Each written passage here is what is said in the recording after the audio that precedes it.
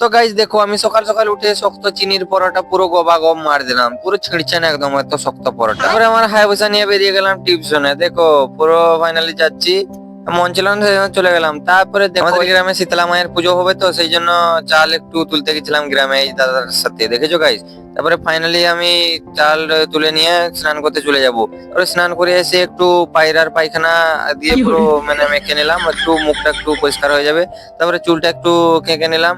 তারপরে ফাইনালি এই যে বম ফম নিয়ে চলে গেলাম ঠাকুর আনতে। দেখো গাইস, এই যে আমাদের এখানে ঠাকুর নেওয়া হচ্ছে, ব্রাহ্মণ একটু পুজো মুজো করে দিচ্ছেন, পুরো ফাইনালি ঘন্টি টং টং করে পুজো করে দিচ্ছেন। পুজো করে তারপরে আমাদের কীর্তন করে করে নিয়ে আসলাম আমাদের ঠাকুর। দেখো গাইস, এই যে ঠাকুর আনছেন, ফাইনালি নিয়ে আসলেন ঠাকুর। তারপরে গাইস দেখো, ব্রাহ্মণের পা ধুয়ে দিচ্ছেন হলদি জল দিয়ে। দেখো গাইস, দেখো পা ধুতে হয় নাকি সেই জন্য ধুয়ে দিলেন।